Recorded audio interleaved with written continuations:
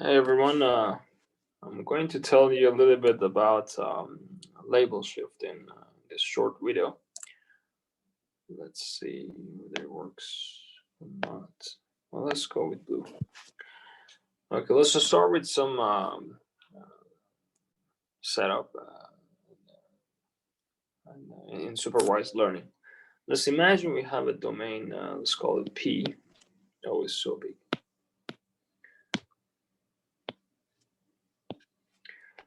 Domain P. From this domain, we have a bunch of samples. So let's call them. We don't need this. Let's call them xi and yi.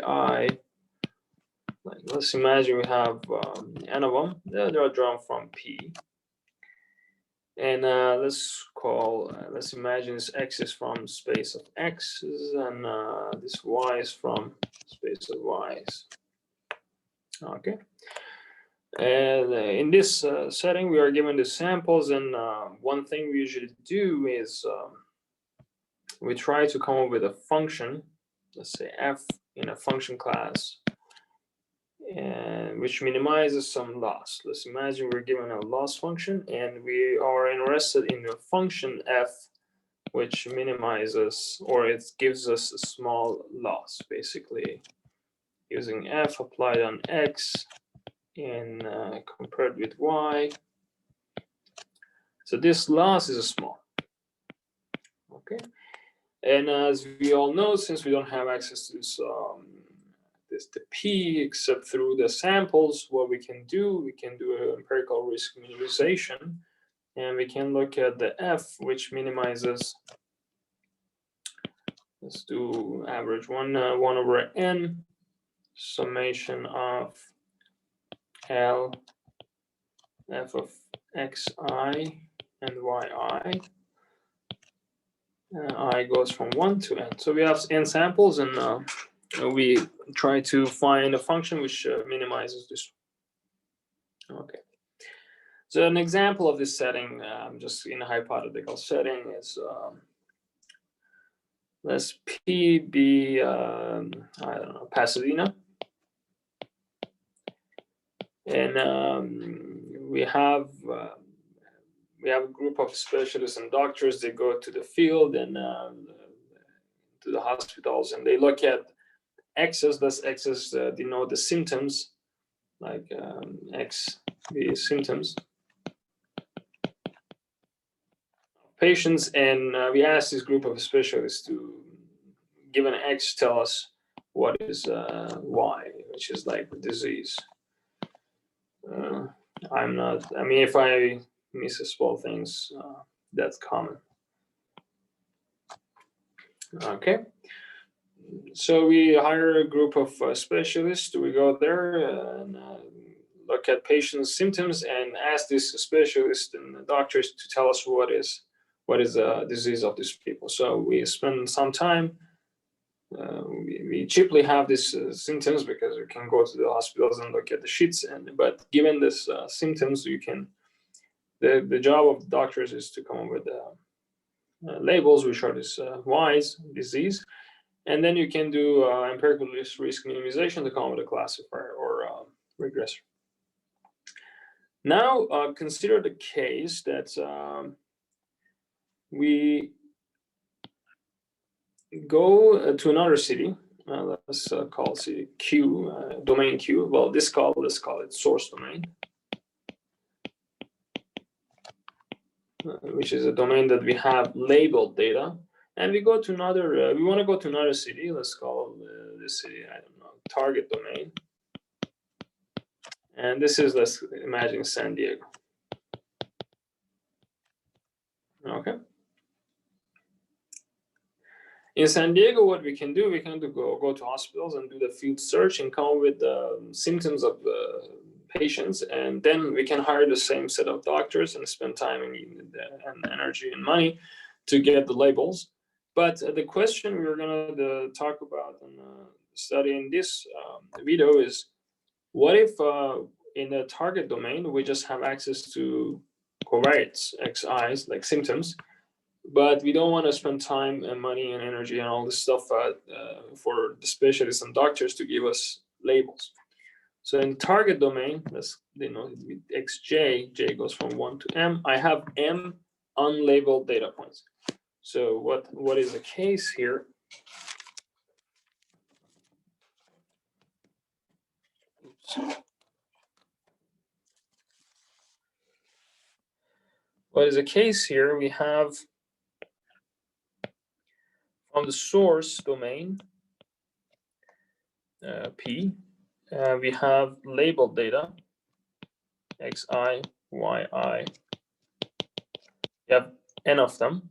In a target domain Q, we have just xi's, so xj's, and we have m of them. Yeah, my handwriting is also sometimes okay. So in general, using this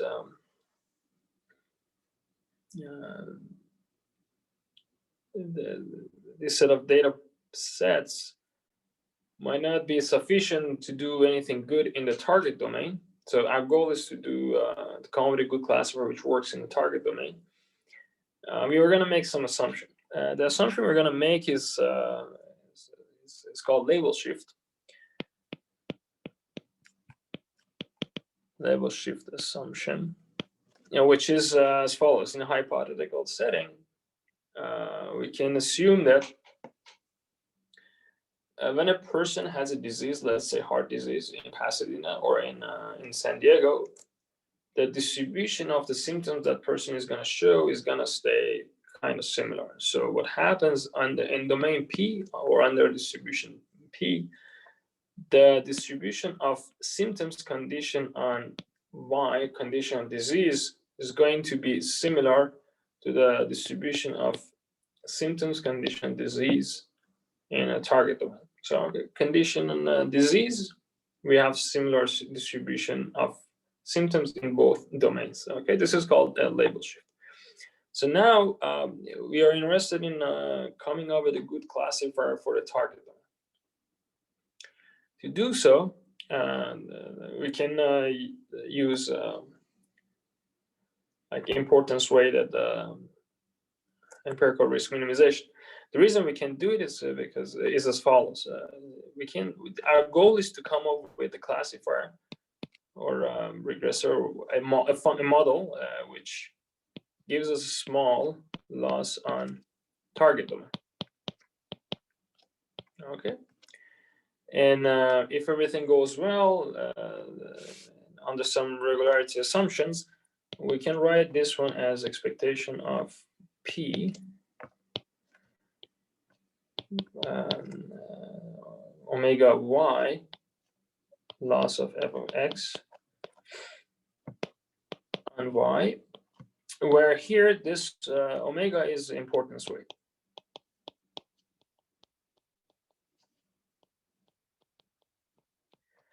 When domain Q to P.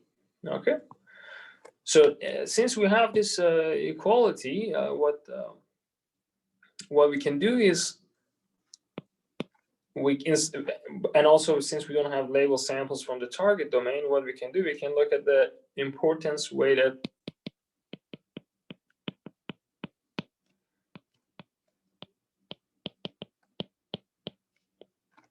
empirical risk minimization.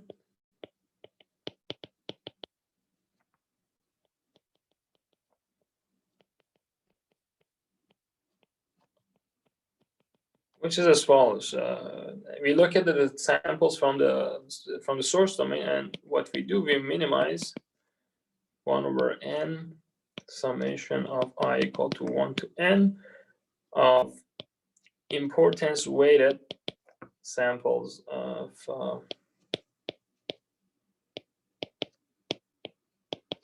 okay. We can do this to come up with a good, hopefully good classifier, but the problem is like we don't know this importance weight.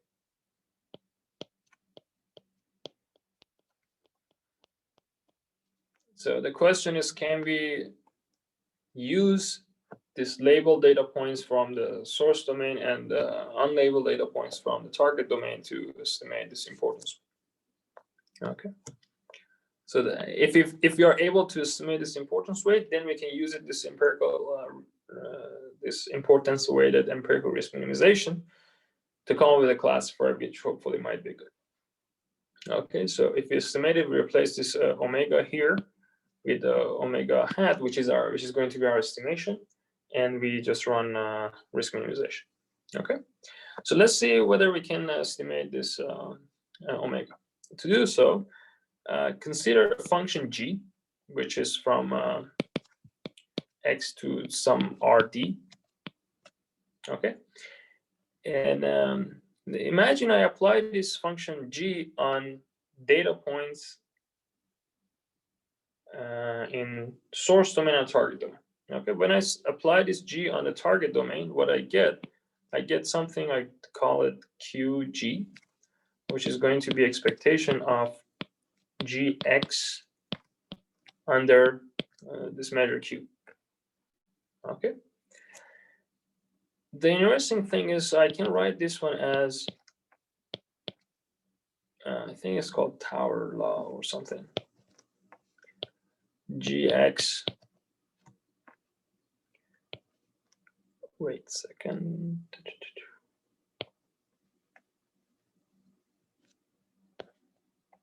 Expectation over q gx condition on y.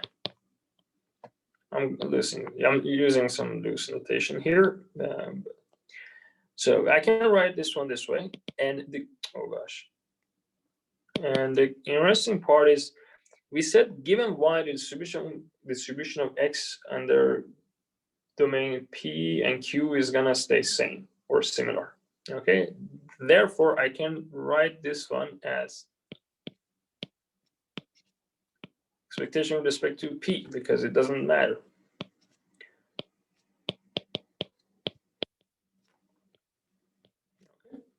And then I can use the importance weights here, and let's do it here, which is going to be expectation over p.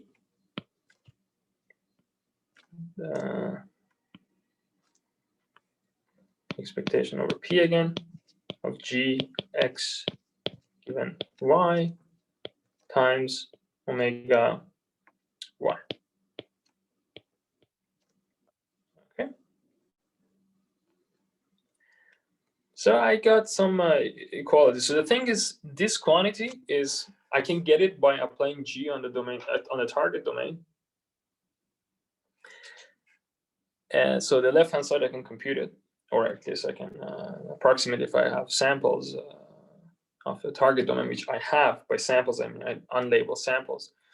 So look at this one, and look at the case where y is a space of well, we are working in categorical setting, and space y is actually, let's say, is categorical. It's like, let's imagine we have k labels. In that setting, in that case, I can define a matrix T, let's call it TG, which has each column of it. This is each column of it, let's say I, is equal to expectation of P, G of X, condition on the fact that Y is equal to, let's say,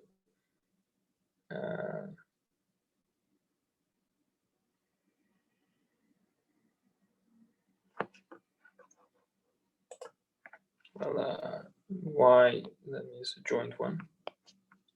It's equal to, let's say, I. Okay, if that's the case, I can write QG equal to T times omega. And omega here is, well, after this assumption that Y is categorical, we have omega is in RK. Okay, fine. So there's another interesting thing is I can write this QG is equal to T theta plus PG. No, not Q, PG. Okay, so what I have is QG minus PG is equal to T. This is TG, sorry, TG theta. Okay, so let's see what is QG. QG is when I apply this function G on the target domain, on the covariates of the target domain, and PG is when I apply the same function on the covariates of the source domain, and TG is a joint distribution of Gx and Y, which depends on which I can estimate this matrix using samples from the source domain. Okay, so therefore what I have, I can compute this one, QG hat. I can estimate it. I can also estimate PG using PG hat, and then I can also estimate TG as TG hat. Then using this and doing some optimization, we can compute theta hat. Okay, and oh, I forgot to tell you what's theta hat. Theta is plus 1 is equal to omega. The reason I'm using this theta plus 1 is because theta equal to 0 means there's no shift. So when you do optimization, you want to regularize theta to be close to 0 rather than omega being close to 0. Anyways, so you can estimate theta hat, and then you can come up with and you can have theta hat plus 1, which gives you omega hat. Then you use omega hat in importance weighted empirical risk minimization to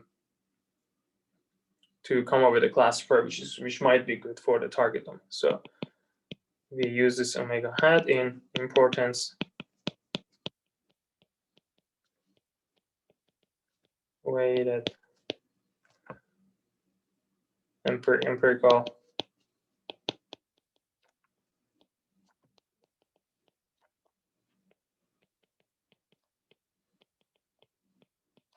let's call this one ERM, then I don't write it again and again.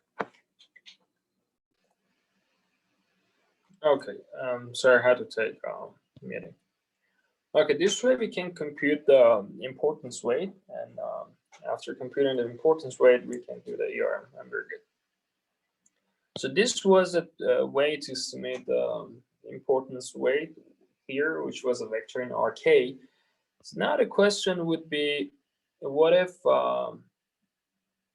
instead of having K categorical classes, what if a space of Y, for example, be a subset of,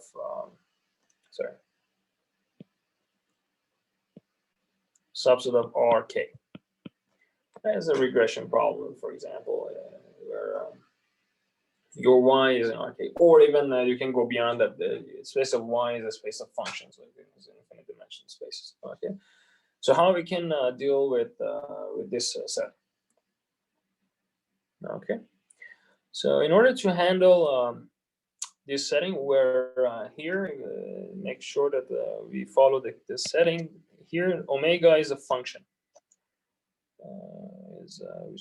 Which is in L1, and it goes from Y to R.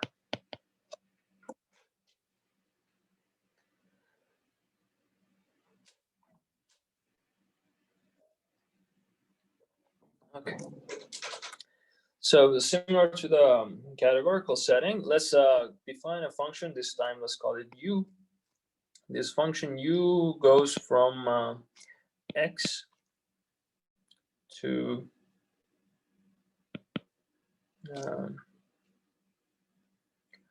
RD.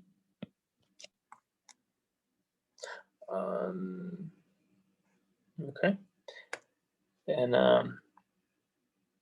sorry, it goes to from x to rk. It goes from x to y basically.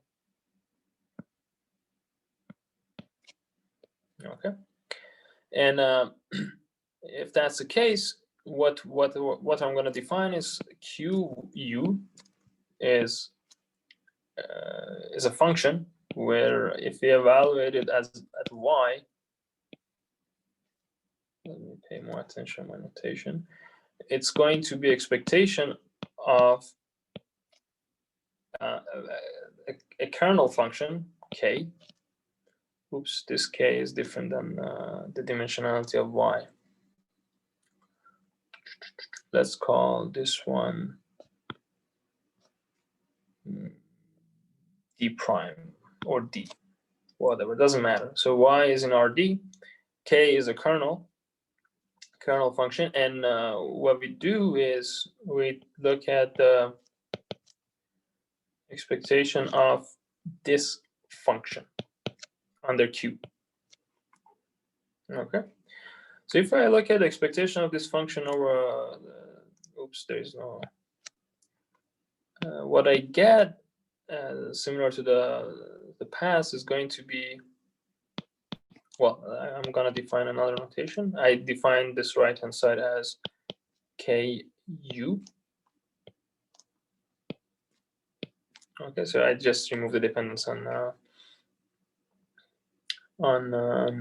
y. So this quantity here, I can write it as expectation with respect to q, expectation with respect to q again of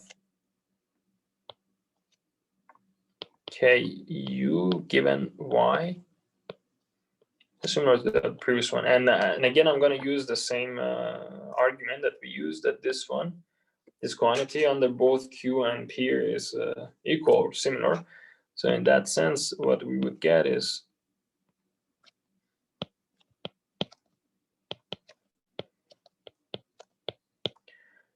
condition y. And the interesting part is we can use a similar argument using the importance weights and get something like this. Not sure. Expectation over p u given y times omega of y. Again, omega is a function now. Function of y lives in defined. Okay. So what I'm going to do now, I'm going to define this function here for simplicity of notation, h of u evaluated at y. If I do this and also consider the fact that I can write this omega of y, if omega lives in an RKHS defined by this k, which is a restriction on the space of omegas, what we can consider in this derivation. Omega is going to be the inner product of ky and omega. So omega of y is going to be this quantity, and we are using the fact that the kernel ky is an evaluation function. And then if I use this one, what I get is equal to expectation of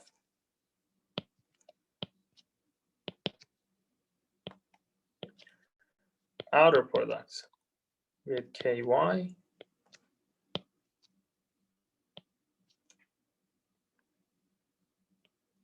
times omega. Okay. So this was a vector in infinite dimension. This was inner product. What I just did was I brought this ky out and did outer product here, and then multiplied by this one. Okay. So now, if you see, we get something similar to the past with this difference that now we first apply u on a function and then we use some sort of integral operators here. So now if I define tu of omega to be equal to this quantity.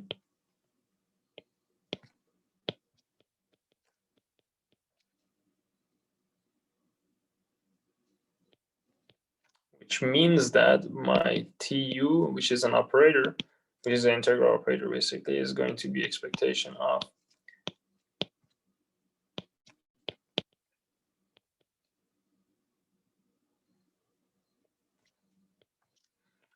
okay, in that case, what we just showed is if this is my operator which applies on the space of which takes omega and turn it to Q U, I can write then QU to be equal to TU times omega, and similar to the categorical setting, we get QU minus PU is equal to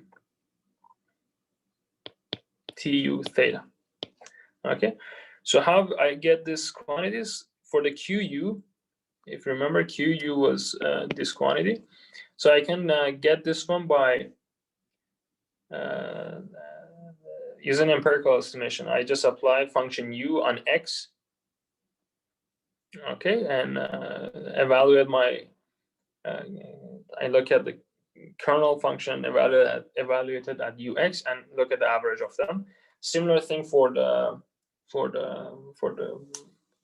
PU. I apply this function U on the source domain and look at the kernel evaluation at those points. So I get many functions and I average them all. And similarly for the TU, I look at the samples in the source domain and apply U on them and look at what I get for U of X and also for Y. So I look at the point evaluation of my kernel at these two quantities, and I'm able to estimate TU. So I get QU hat, I get PU hat, and I get TU hat. And then with some convex optimization, I can get theta hat. And then again, theta is a function. And then I add 1 to this function. So function 1 to theta hat to get omega hat. So now I have omega hat. I can fit it in to empirical. No, what is called importance weighted.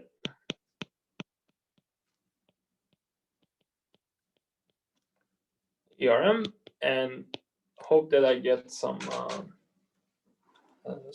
function which has good generalization bound. So you can derive the generalization bound using this importance weights, which is straightforward.